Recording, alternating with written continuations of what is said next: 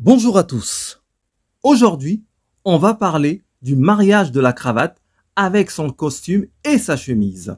Ce n'est ni par étude, ni par travail qu'on arrive à trouver la bonne façon de marier sa cravate avec son costume et sa chemise. Mais c'est spontanément, d'instinct et d'inspiration que l'on peut arriver à trouver le must de ce mariage. Une association réussie d'une cravate avec son costume et sa chemise est un de ces traits de génie qui se sentent, s'admirent, mais ne s'analysent ni ne s'enseignent. De nombreux codes et traités ont paru sur ce sujet, qui souvent se contredisent parce que l'élégance et plus encore le charme ne se décrètent pas. Ils relèvent de l'ineffable, c'est-à-dire qu'on ne peut exprimer par les mots. Dès lors, à quoi bon donner quelques conseils pour assortir sa cravate? Avant tout, parce qu'il en est de l'habillement comme de tous les arts. Par exemple, celui de jouer du piano qui ne fait ses gammes pour parfaire sa technique ne deviendra jamais virtuose. En matière de cravate, les gammes sont l'apprentissage de quelques règles de base dont on se réjouira par la suite de pouvoir transgresser. Dans les années 80 en Italie, Armani et un autre couturier aux États-Unis nous firent aimer de subtils tons neutres évoquant la terre, la pierre, déclinés dans certains marrons, certains gris, certains verts. Toutes ces couleurs n'étaient pas trop difficiles à marier. Mais depuis quelques années, déjà, la mode est aux cravates plus éclatantes et multicolores. Si tout ou presque semble permis, encore ne faut-il pas, à moins de vouloir à tout prix se faire remarquer, abuser des tons vifs. Mais les principales erreurs en ce domaine ne tiennent pas tant aux couleurs elles-mêmes qu'aux associations de couleurs entre la cravate, la chemise et la veste.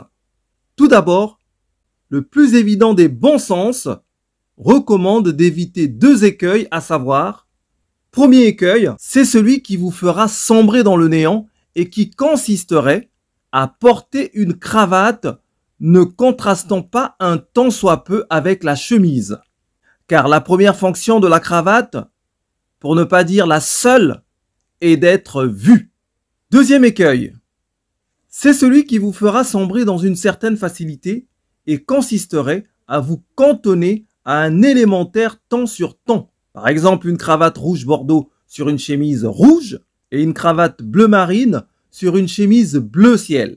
Un écueil qu'il ne faut pas confondre avec ce bon vieux conseil toujours d'actualité. N'hésitez pas à privilégier l'une des couleurs de votre veste ou de votre chemise lorsqu'elle comporte de fines rayures, par exemple en la répétant sur votre cravate. En faisant cela, au moins serez-vous certain de ne pas vous tromper puisque vous reprenez l'accord de couleur de la veste. Une cravate doit donc un tant soit peu contrasté avec la chemise. Dès lors, tout l'art du mariage des couleurs consiste à créer le contraste le plus harmonieux possible. Il ne saurait être obtenu qu'en opposant deux couleurs différentes, mais compatibles, telles qu'une association de couleurs complémentaires, comme par exemple le bleu et l'orange, le vert et le rouge, le jaune et le violet.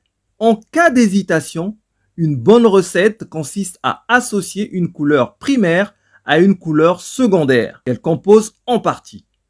Il est important de savoir également qu'une impression d'harmonie résulte de l'association d'au moins 3 couleurs. L'idéal consiste donc, avec une chemise unie, de porter une cravate comportant au moins 2 couleurs. Une opposée à celle de la chemise, qui sera la couleur dominante de la cravate, et une autre, celle d'un motif rappelant celle de la chemise.